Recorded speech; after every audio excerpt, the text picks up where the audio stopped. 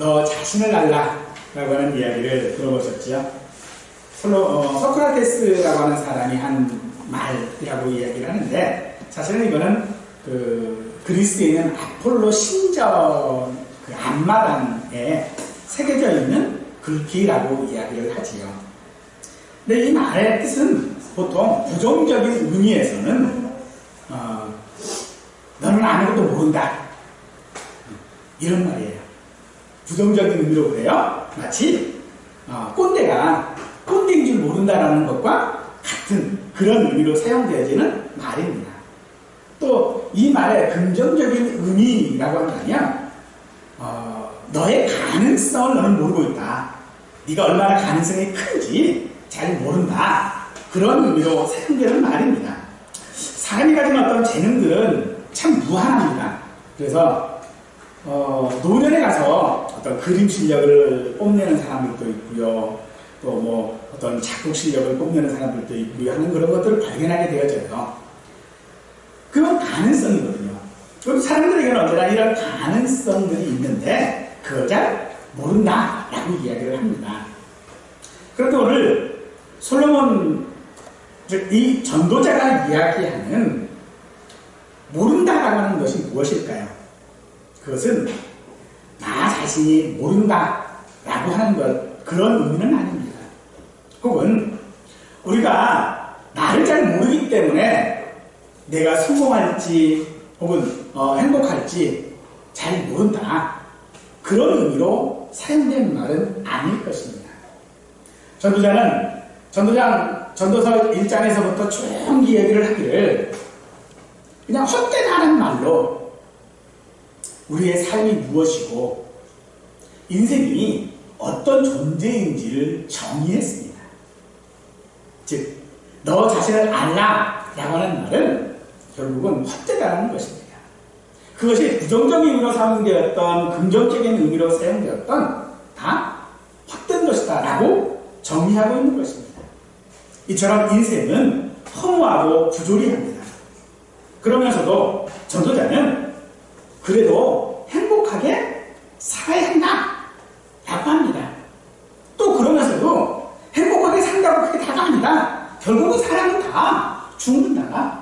그러니 인생은 의롭게 사는 것이 잘 사는 것이지만 의롭게 산다고 해서 그것이 모두가 다 모든 사람들에게 환영받는 것도 아니다. 그러니 열심히 살아. 그런데 열심히 살아도 안 되는 일은 안 되고 악인들이 득세할 때는 득세하더라. 그러면서 결국은 우리 인생에게 남는 게 뭐냐? 그건 수고뿐이다 라고 말하고 있는 것입니다. 그래서 시편 90편 10절에서는 우리의 연수가 70이요 강건하면 80이라고 그 연수의 자랑은 수고와 슬픔이요 신속히 가니 우리가 날아가나이다 라고 말하고 있는 것입니다. 인생이 어떻게 살아왔던 수고하는 것 뿐이라는 거예요. 어쩌면 그래서 우리 사람이 살아가는 삶이라는 것은 그 수고를 좀 줄여보고자 또 다른 수고를 하고 있는 것은 아닌가 생각되어집니다. 하지만 우리 인생의 수고는요 결코 줄어들지 않습니다. 그러나 하나님께서는 우리 인생이 그렇게 헛되게 그냥 그 수고가 수고로 끝나버리도록 하지 않습니다. 그것은 그 인생의 수고에 하나님의 위로가 있기 때문인 줄 믿습니다. 지금까지 우리는 전도서를 살펴보았습니다만 이 전도자, 즉 솔로몬은 참 많은 기회를 가졌던 사람입니다만 그 모든 기회들 속에서 결국 그는 헛되다라고 합니다. 그러나 사실 이 땅에 사는 모든 사람들은요 사실 솔로몬처럼 살고 싶어 합니다. 그럼에도 불구하고 솔로몬 그 자신은 자신의 삶을 돌아보면서 후회하고 있는 것입니다. 세상에서 볼 때 괜찮게 살았었는데, 괜찮게 살았다고 생각했는데, 결국 그의 마음속에는 후회와 공허함들이 있었다는 것이겠죠. 제가 별로 좋아하지 않는 그런 질문 가운데 하나가 다시 태어나면이라고 하는 말이에요. 왜냐하면 우리는 다시 태어나지 않거든요. 그런데 이 질문을 노년에 있는 사람들에게 했대요. 다시 태어난다면 어떻게 하시겠습니까? 그 질문을 했더니 그것에 대하여 답을 하는 사람들의 거의 대다수의 답은요, 두 가지가 나눠진대요. 하나는 내 자신의 삶을 돌아보는 삶을 살겠다. 즉 뭐예요? 나를 위해 살겠다는 거죠. 그리고 또 다른 대답은요, 좀 더 도전적인 삶을 살겠다라고 하는 거였다고 합니다. 결국은 이 두 대답 다 지금까지 자기의 삶에 후회가 된다는 것이겠죠. 지금까지 자기는 자기에게 주어진 그 기회들을 잡지 못했다라고 하는 그런 후회가 담겨져 있는 대답이라고 할 수 있을 것입니다. 결국은 후회한다라고 하는 것은 그들이 행복한 삶을 살지 못했다라고 하는 것이라면, 행복한 삶은 어떤 삶입니까? 결국 후회하지 않는 삶이 바로 행복한 삶이라고 할 수 있는 것입니다. 특히 우리는요, 성도로서 또 하나님의 자녀로서 하나님의 심판대 앞에 섰을 때에 우리는 후회가 없어야 합니다.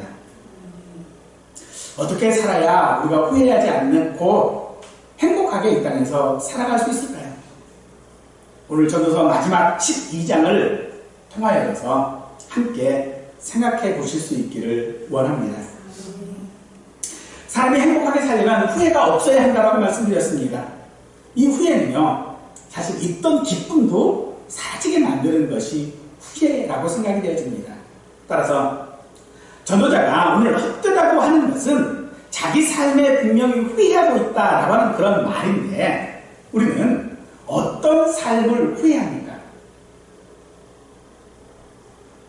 앞에서 질문한 것처럼 오늘 우리의 후회도 어쩌면 내가 해야 할 때 하지 못한 것들, 혹은 내가 잘못된 일을 했을 때에 우리는 아마도 우리의 삶을 후회하게 될 것입니다.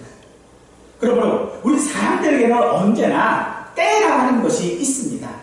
그때를 우리는 열심히 살아야 합니다. 그때 열심을 내지 않으면 후회가 남는다는 것이죠. 오늘 본문은요, 그때를 청년의 때라고 말하고 있습니다. 이 청년의 때는요, 좋을 때입니다. 사랑이 넘치고요, 의욕이 넘치고 꿈과 열정이 흘러 넘치는 그런 때입니다. 이때는요, 누가 시켜서 하지 않아도요, 스스로 속에서 끓어오르는 어떤 그런 에너지를 따라서 스스로 움직이는 때입니다. 하지만 이때는 너무 짧고 또한 다시 돌아오지도 않습니다. 이때가 지나면 사람은요, 힘이 없습니다. 허리도 굽고요, 시력도 희미해지고 귀도 어두워집니다. 그래서 이때는 후회만 남습니다. 후회하는 것은 결코 잘못된 일에 열심을 냈다라고 하는 것입니다. 하지만 이 때라고 하는 것은 단지 우리에게 육체적인 어떤 나이를 말하는 것은 아닙니다. 청년의 때라고 해서 언제나 우리는 그것을 기대해보지만 만족하지 못한다라고 하는 것으로는 이 청년의 때도 헛된 것은 마찬가지인 것이겠죠. 그러니 우리는 살아가면서 헛된 일을 하지 않아야 할 줄로 믿습니다.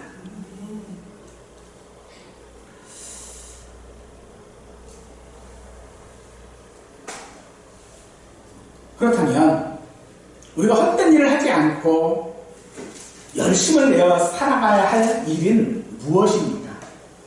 바로 그것은 자기 때에 맞는 일을 찾는 것입니다.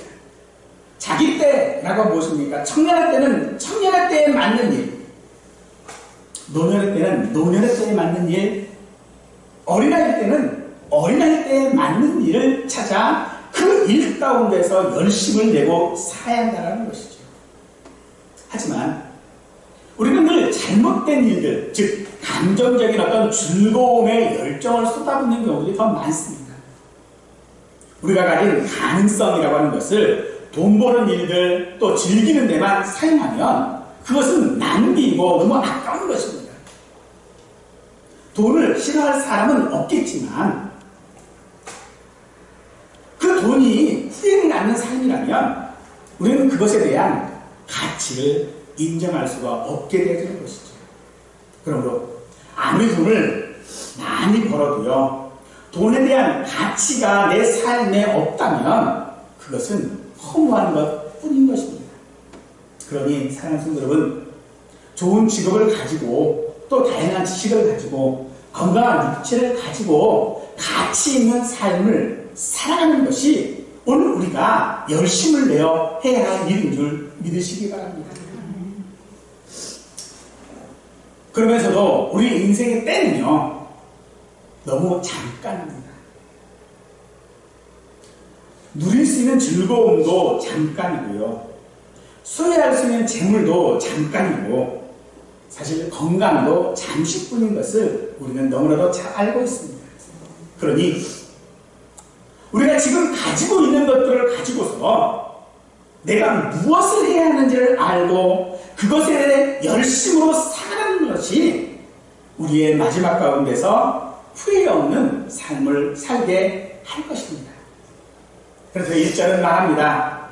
너의 창조주를 기억하라 라고 하는 것입니다. 우리 인생에게 때를 따라 살도록 하신 하나님을 기억하라 라고 하는 것입니다. 그리고 계속해서 말하기를 곤고한 날이 이르기 전에 너는 아무나 귀엽다고 할 해가 가깝기 전에 해와 달과 별과 별들이 어둡기 전에 비 뒤에 구름이 다시 일어나기 전에 그리하라 라고 말하고 있습니다. 무엇을 기억한다 라고 하는 것은요, 사실은 자기 정체성이 무엇인지를 안다는 그런 말입니다. 창조주를 기억한다 라고 하는 것은 결국 그래서 내가 누구인지를 안다는 것입니다. 창조주 하나님은 어떤 분인지 우리는 알아야 합니다. 창조주를 기억한다 라고 하는 것은 바로 그래서 하나님께서 자기 형상으로 우리를 지으셨다 라고 하는 것이죠. 그러므로 우리 인생의 주인이시고 소유자가 되실 분은 하나님이십니다. 하나님이 우리의 창조주이시니 그러므로 마땅히 우리 인생은 하나님께 맡기지 않을 수 없고 존귀와 영광을 마땅히 돌려드려야 하는 것이 우리가 창조주를 기억하는 이유인 것입니다. 또한 창조주를 기억한다라고 하는 것은요, 나를 만드신 목적이 무엇인지를 알았다라는 말입니다. 우리는 많이 소유하거나 오래 살기 위해서 하나님께서 우리를 만드시지 않으셨습니다. 단지 우리가 이 땅 가운데서 수고하며 살게 하시기 위하여 하나님이 우리를 만드시지 않았습니다. 단지 이 땅 가운데서 우리를 슬픔 가운데 놓게 하기 위해서 혹은 우리의 어떤 잘못들을 징계하시기 위해서 이 땅 가운데 우리를 창조하시지 않으셨다는 것입니다. 이 땅 가운데 존재하는 모든 것이 이유가 있는 것처럼 특별히 우리 사람들은 만물의 영장으로 창조하신 이유는 분명 하나님을 기억하게 하시기 위함인데 그 기억이 무엇인지 우리는 생각해야 합니다. 그러므로 우리는 후회하지 않는 삶을 살려면 마땅히 창조주 하나님을 기억해야 할 줄로 믿습니다. 짧은 인생을 열심히 살아서 후회가 없다고 해도 정말로 우리 인생에 후회가 없는 삶을 살려면 우리 인생의 마지막 순간 하나님 앞에 후회가 없어야 합니다. 따라서 창조주를 기억한다라고 하는 것은요, 우리 인생의 목적에 대하여 긍정하라는 것입니다. 창조주를 기억한다는 것은 그것이 우리 인생의 의무라고 하는 것입니다.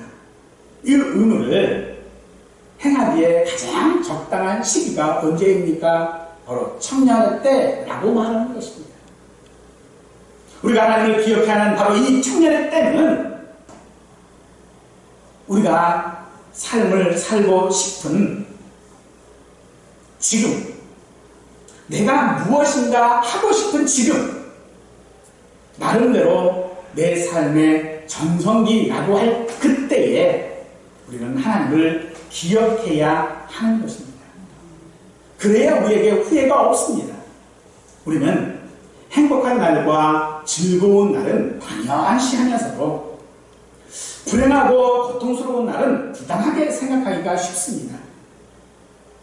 우리가 하나님의 자녀인데, 우리가 하나님의 성도인데, 하나님의 백성인데 어떻게 그런 어두운 날들을 나와 상관이 있어야 합니까? 그런 날은 나와는 전혀 상관이 없어야 한다고 생각합니다. 어두운 날들, 불행한 날들은 하나님을 믿지 않는 자들, 하나님을 선택하시지 않는 자들에게 있는 것이지, 오늘 우리에게는 그런 날이 결코 있지 않아야 한다고 우리는 생각합니다만 사실 그렇지 않습니다. 하나님께서 요나에게 니느웨로 가서 복음을 전하라고 말씀하셨죠. 그들에게 심판이 있음을 선포하라고 하셨습니다.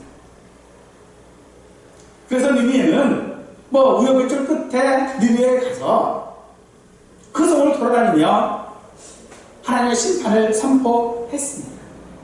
그리고 요나는 그 니느웨 성 동쪽의 언덕에 앉아서 언제 이 성이 멸망하나 지켜보고 있었습니다. 그때 그 언덕 가운데 해가 너무 뜨거워서 요나가 괴로움을 받을 때에 하나님께서 담론풀 하나를 예비하심으로써 그 괴로움을 면하게 하셨죠. 그것 때문에 요나는요, 참 기쁘게, 내가 이제는 내 할 일 다 하고 이제 하나님께서 그 심판의 결과를 내 눈으로 볼 수 있게 되었다 라고 하는 그런 기쁜 마음으로 니느웨 성을 쳐다보고 있을 때에 그만 박농쿨이 시들어 말라버렸습니다. 그때 요나는 그 박농쿨 하나 때문에 괴롭다고 하나님 앞에 토로하죠. 어찌 보면 그 요나의 모습이 오늘 우리의 모습이 아닐까 생각해 봅니다. 오늘 우리도요, 이 땅 가운데 하나님이 내게 이런 큰 수고를 하게 만드십니다. 내가 하나님의 자녀라면 마땅히 이 모든 수고들에서 내게 있어야 될 이 땅 가운데 모든 그런 기회들이 내게 자동적으로 되어져야 하는 건 아니겠습니까? 라고 우리는 이야기합니다만, 그건 역시도 하나님의 은혜요, 내가 세상 가운데서 괴로움을 받는 것도 하나님의 은혜인 것을 우리는 깨닫지 못하고 그저 하나님 앞에 화만 내고 있다는 것입니다. 사랑하는 성도들은 우리에게는요, 언제나 기회가 있습니다. 요나가 물고기 뱃속에서 기회를 다시 얻었고, 니느웨 성에서 복음을 전파하면서 기회를 얻었던 것처럼 오늘 우리 이 땅 가운데 살아갈 동안에는요, 언제나 우리에게는 기회가 있습니다. 그런데 그 기회를 놓쳐버리고 나면은요, 청년 때가 지나버리고 나면 우리에게는 그런 기회는 다시 오지 않습니다. 우리의 청년의 때가 어떤 때입니까? 말 그대로 잘 나간 때 아니겠습니까? 지금이 좋다라고 할 그때가 내 인생의 행복 청년의 때가 아니겠습니까? 그러므로 사랑하는 성도님은 그때를 그냥 흘려보내지 말고 하나님을 기억하시기 바랍니다. 반드시 그것이 우리가 해야 할, 하나님을 기억해야 할 때라는 것입니다. 그러므로 언제 하나님을 기억하시겠습니까? 나는 이미 지났다고 하시겠습니까? 아닙니다. 여러분이 지금 무엇인가 이때가 청년의 때이니 이때에 하나님을 기억하실 수 있기를 간절히 축원합니다. 남은 이 땅에 사는 동안 하나님을 경외하며 말씀에 순종할 기회들이 항상 있는 것입니다.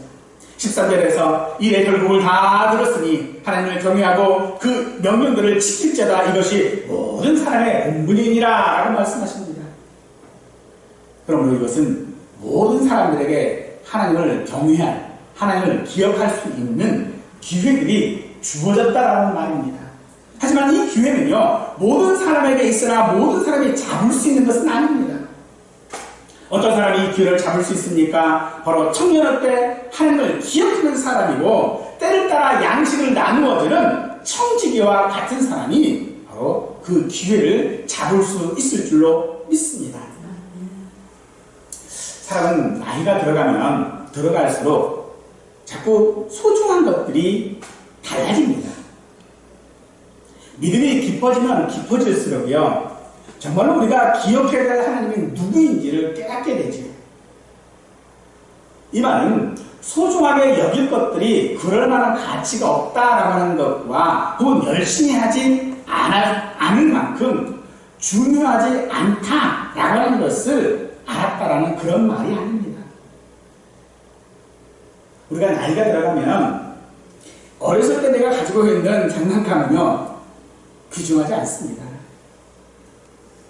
그런데 어린아이에게는요, 그 장난감이 무엇보다도 귀중해요. 사랑하는 성도 여러분, 하지만 사람이 그렇게 나이가 들어갈수록 귀중한 것이 달라지기는 하지만 우리 인생에 있어서 달라지지 말아야 할 가장 귀중한 것이 무엇이냐면 바로 우리 사람의 본분, 즉 하나님을 기억하는 길로 믿습니다. 이것은 우리가 절대로 바뀌지 않아야 하는 것입니다. 이것이 무엇입니까? 그것은 하나님께서 우리를 만드신 목적대로 내가 살아가는 것이죠. 하나님을 영원하게 하고 영원토록 그를 즐거워하는 삶을 사는 것이 우리 인생에 있어서는요, 그 때를 막론하고 가장 중요한 것이라는 것입니다. 천국에서 가장 중요한 것도 바로 그것인 줄 우리는 믿습니다. 마태복음 25장에서 달란트 비유가 있는데 이 달란트 비유에서 예수님께서 내리신 결론은 있는 자는 받아 풍족하게 되고 없는 자는 그 있는 것까지 빼앗겨 어두운 곳에서 슬피 울며 이를 갈리라 라고 하신 것이었습니다. 우리 인생의 주인이신 하나님께서는 우리 각자들에게 달란트를 주셨습니다. 바로 이 달란트는요, 우리에게 기회입니다. 그 기회를 잃어버리면 돌이킬 수 없는 후회뿐이라는 것입니다. 근데 단순히 그것은요, 우리에게 후회만 남기는 것이 아니라 고통도 남깁니다. 거기서 이를 날미 있다라고 말씀하십니다. 거기가 어디입니까? 거기는 어두운 곳입니다. 거기는요, 바깥이다라고 말하고 있습니다. 짐작하시는 것처럼 그곳은 지옥인 것이지. 지옥은 그래서 자기의 기회를 잡지 못한 사람들이 고통받는 곳인 것입니다. 그러면 오늘 우리에게 달란트는 어떻게 활용되어야 될까요? 그 달란트를 활용할 수 있는 기회, 그 달란트를 사용할 수 있는 기회는 우리가 살아있을 때 하는 것입니다. 그래서 전도자가 말하는 일의 결국이라고 하는 말은요, 죽음을 말하는 것입니다. 사람이 이 죽음이라고 하는 한계를 가지고 있음을 말하는 것입니다. 하지만 우리에게 있어서 이 죽음은 단지 우리의 육체를 흙으로 돌려버리는 것뿐만 아니라 하나님 앞에서 우리가 이 땅에서 달란트를 가지고 행한 그 모든 일들의 심판을 받는 것입니다. 따라서 일의 결국은 우리가 하나님으로부터 창조되었기에 하나님께로 돌아가 그 기회들을 어떻게 사용했는지에 대한 판단을 받는 것입니다. 그 판단 가운데 우리는 그 죽음이라고 하는 것이 우리에게 있는 것입니다. 누가복음 16장에 보면 예수님께서 또 다른 비유를 말씀하실 때에 한 부자에 대한 말씀을 하셨지요. 이 부자는 자색 옷을 입고 날마다 호화롭게 즐기며 살았습니다. 그러다가 죽습니다. 자색 옷을 입고 날마다 호화롭게 살았어요. 뭐 다른 말이 없습니다. 그런데 죽었어요. 그런데 그가 눈을 들어보니 자기는 지금 물 한 방울 때문에 괴로움을 받고 있는 거예요. 그래서 그 물 한 방울을 원하지. 하지만 아브라함은 그에게 말하기를 너는 살아서 좋은 것을 누렸고 그래서 지금 괴로움을 받는 것이다 라고 말을 하지. 반면에 거지 나사로는 아브라함 품에 안겨 있습니다. 거지 나사로라고 하는 말은 그냥 고난받았다는 얘기겠죠. 수고했다는 말입니다. 이 땅 가운데서 슬픔 가운데 있었다는 것이겠죠. 또 세상으로부터 그가 외면당했다라고 하는 것을 말하는 것입니다. 거지 나사로의 친구는 자기의 상처를 핥는 들깨를 뿐이었습니다. 그러나 이 두 사람의 삶은 이 땅에서 너무나도 차이가 있었지만 죽음으로 인하여 바뀌어지죠. 부자는 이 땅에서 좋은 것들 누리다가 괴로움 가운데 처해 있고 거지였던 나사로는 이 땅 가운데서는 수고하고 괴로웠지만 하나님 품 안에서 살았습니다. 그래서 우리가 죽기 전에 반드시 하나님을 기억해야 하는 것입니다. 죽음은요, 단지 우리의 육체를 흙으로 돌려보는 것뿐만 아니라 우리의 영적인 상태를요, 고정시켜버립니다. 죽고 난 다음에는 변경시킬 수 없다는 것입니다. 우리가 7월달과 8월달에 오늘 묵상을 통해서 에레미야서를 살펴보았었지요. 근데 이 에레미야는 백성들에게 참 많은 미움을 받았어요. 그가 백성들에게 한 말은 간단해요. 너희가 바벨론의 포로로 잡혀갈 텐데 포로로 잡혀가면 그냥 거기서 터잡고 살아라. 하나님께서 금방 너희 돌려버리실 거야 라고 하는 게 아니라 그냥 거기서 터잡고 살래. 그렇게 너희들이 거기서 터잡고 살면 하나님께서 그걸 보시고 돌아오게 할 거다 라는 거였습니다. 참 역설적이죠. 이미 다 터잡고 살고 있는데 거기서 다시 돌아오면 뭐가 있어요? 실질적으로 이스라엘 백성들이 바빌론 포로에서 돌아왔을 때 이스라엘이 어떤 상태였습니까? 성전은 다 허물어졌고요. 성벽도 다 허물어졌습니다. 기근이 있어서 먹을 것도 없어요. 반면에 바벨론은 어떤 곳이에요? 이미 거기서 터닥갔잖아요. 자리 잡았어요. 근데 거기서 다시 돌려보내요. 그럼 뭡니까 이게? 근데 에레미야는 그게 하나님의 복이라고 말하고 있다는 것입니다. 사랑하는 성도 여러분, 오늘 우리가 이 땅 가운데서, 이 세상 가운데서 우리가 살아가는 목적이 무엇입니까? 이 땅에서 우리가 터잡고 살기 위해서입니까? 아니라는 겁니다. 오늘 우리가 해야 할 일은요, 하나님께로 돌아가는 것이고 하나님을 기억해야 하는 것이라는 것입니다.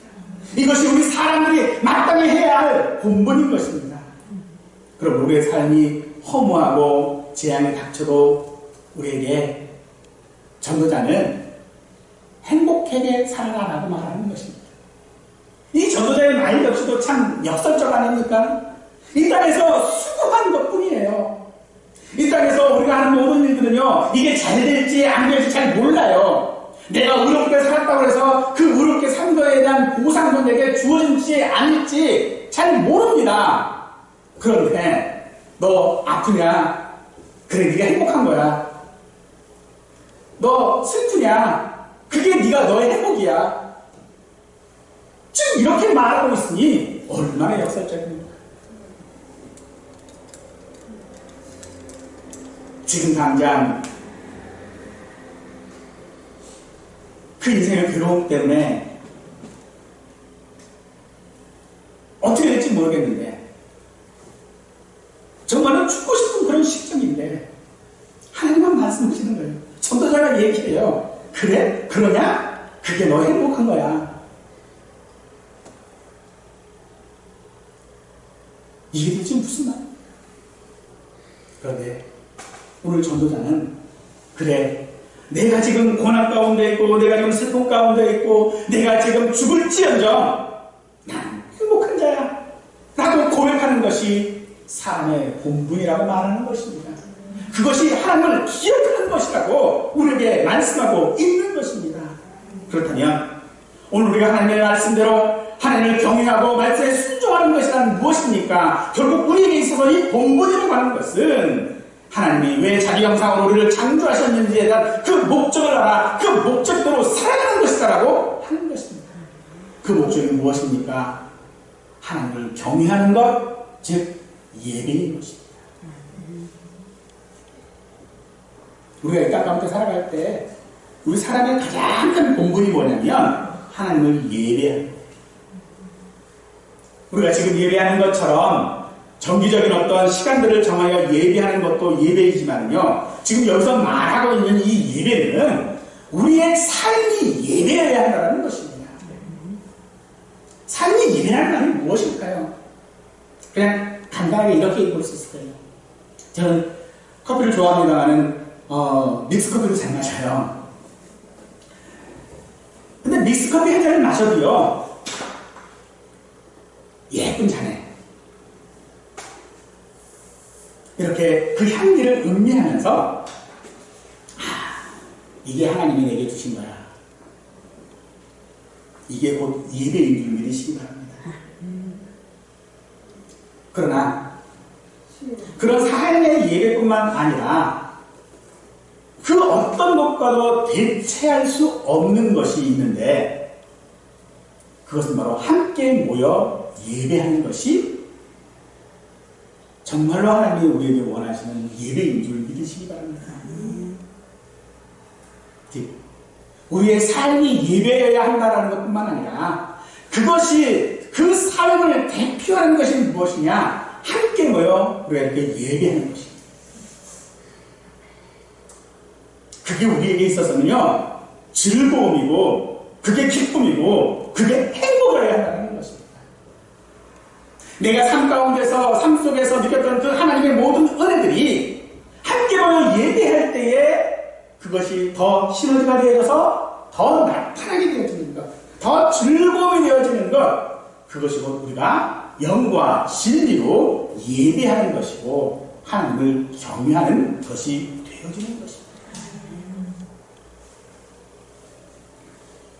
전도자는 사람의 본분을 다 하라고 말하고 있습니다. 이 사람의 본분이 다 하는 것이 무엇인가 라고 하는 것입니다. 결국 예수님께서는 그것을 사랑이라고 하는 말로 요약해놓고 계셨죠. 즉 우리가 예배한다라는 것은요, 사랑하는 거예요. 내 삶을 사랑하고요, 내 삶이 무엇이 주어졌든지 간에 그것을 사랑하는 것입니다. 또한 그것을 내게 허락하신 하나님을 기억하고 그 하나님을 사랑하는 것입니다. 그런데 거기에 예수님은 한 가지를 더 붙이셨습니다. 내 이웃을 내 몸과 같이 사랑하라. 즉 이웃 사랑하는 것 역시도 우리가 예배하는 것이고 그것이 곧 우리 삶 가운데서 이루어져야 할 하나님을 경외하는 우리의 모습이라고 할 수 있는 것입니다. 사랑하는 성도 여러분, 우리 인생은 언제나 하나님 앞에 살아야 합니다. 우리가 마치 하나님이 없는 사람처럼 우리는 살지 말아야 합니다. 하나님이 없는 사람은 스스로 채우려고 합니다. 하나님이 없는 사람은요, 스스로 만들어 나가려고 합니다. 그러나 오늘 우리는 하나님 앞에 산다라고 하는 것은 하나님께서 내게 허락하신 그 모든 것들을 누리며 살아가는 것을 말하는 것입니다. 하지만 세상은 하나님이 주시지 않은 것을 욕심냅니다. 그렇기 때문에 그 마음에는 언제나 걱정, 근심, 분노가 있는 것이죠. 하나님의 주신 것을 만족하지 않기 때문에 짜증내고 불안한 것입니다.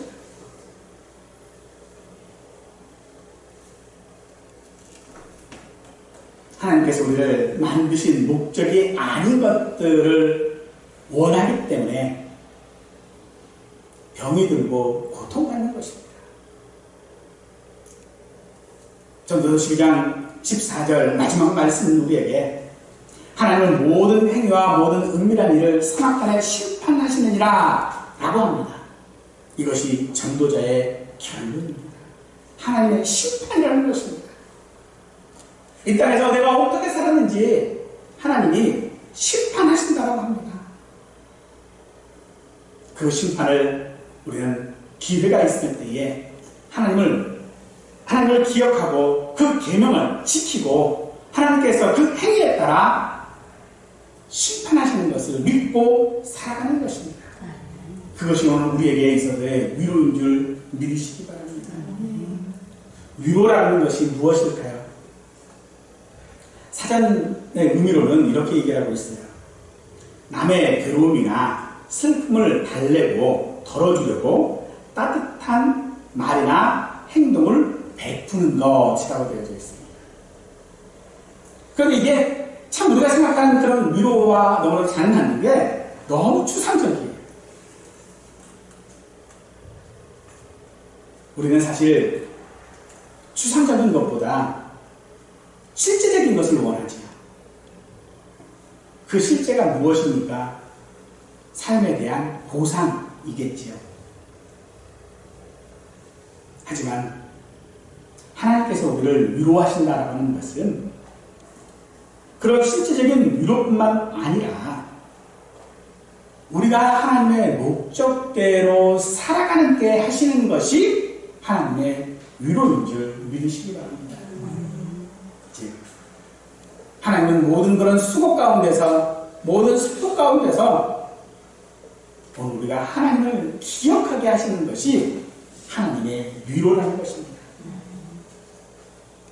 그러므로 데살로니가전서 3장 7절 말씀은 형제들아 우리가 모든 궁핍과 환난 가운데서 너희 믿음으로 말미암아 너희에게 위로를 받았노라 라고 하셨습니다. 무엇이 우리를 위로하고 있습니까? 물질이나 명예나 성공이 우리를 위로하지 못하는 줄 우리는 잘 알고 있습니다. 그러나 그런 것이 우리를 위로할 것이라고 우리는 착각하지요. 왜냐하면 지금 내 삶이 궁핍하고 환난이 있기 때문입니다만 전도자는 우리에게 그것을 받아들이고 그런 삶을 사는 수고를 하라고 우리에게 말하고 있습니다. 그리고 그 수고 가운데에 서로에 대한 그 수고를 위로하라고 말하고 있습니다. 우리가 위로하는 것이 무엇일까? 서로를 위로해 줄 수 있는 게 뭐가 있을까요? 그것은 다른 거 아니에요. 서로 얼굴 보여주는 겁니다. 서로 얼굴을 보여줌으로써 일주일 동안 내가 하나님 앞에 이렇게 살았습니다. 보여주시는 거예요. 내가 일주일 동안 하나님 앞에 내가 이런 위로를 받고 살았습니다. 내가 이렇게 예배하며 살았습니다라고 얼굴 보여주는 거예요. 기쁠 때만 얼굴 보여주는 게 아닙니다. 내가 슬퍼도 괴로워도 그 얼굴을 보여주는 것입니다. 우리의 죄가 있을 때에 아담과 하와는 하나님의 얼굴을 피하여 숨었지. 우리가 하나님 앞에 제대로 살지 못하고 하나님을 기억하지 못하면 사실 우리도 하나님 앞에 얼굴을 숨길 수밖에 없습니다만 하나님은 그런 아담과 하와를 찾으셨습니다. 그리고 그들에게 것들을 감싸 안을 수 있는 옷을 해 입히셨죠. 그것처럼 하나님께서는 오늘 우리가 하나님 앞에 얼굴 보이기를 원하실 뿐만 아니라 또 우리가 서로에게 얼굴 보여주기를 원하시는 것입니다. 이것이 오늘 우리가 하나님의 위로인 줄 믿으시고 그 위로 가운데 우리가 서로 살아갈 수 있기를 원합니다. 분명 우리 인생을 산다라고 하는 것은 수고하는 것의 연속인 것이 분명합니다. 수고 없는 인생은 없습니다. 하나님께서 그런 인생에게 수고를 통하여 이루고자 하시는 것이 도대체 무엇입니까? 바로 하나님을 기억하는 것입니다. 청년의 때에 하나님을 기억하는 것입니다. 하나님을 경외하며 순종하는 것입니다. 하나님의 위로가 있으니 비록 지금 힘들고 근심되고 포기하고 싶어도 하나님 앞에 서라고 말하는 것입니다. 그러므로 하나님의 얼굴 앞에서 하나님의 위로를 받는 자는 결코 그 인생이 헛되지 않은 줄 믿으시기 바랍니다. 그러므로 우리가 정말로 수고해야 할 우리 인생은 하나님을 경외하고 그 말씀에 순종하는 수고여야 할 줄로 압니다. 그래서 그런 인생의 수고에 대한 제일된 보상은 바로 하나님 앞에 서는 것입니다. 죽음이 우리를 끝장낸다고 해도 우리는 하나님 앞에 설 수 있는 자인 줄 믿으시기 바랍니다. 바로 그 위로 가운데 살고 그래서 아브라함에 있었던 나사로처럼 하나님 품에서 영원히 살 날을 소망하는 그런 우리 행복한 인생이 될 수 있기를 원합니다. 사랑하는 성도들은 더 많이 수고하십시오. 하나님을 경외하는 일에 더 많이 수고하시고 서로의 수고를 알아주도록 얼굴을 서로를 보이실 수 있는 우리 모두가 되기를 간절히 축원하겠습니다.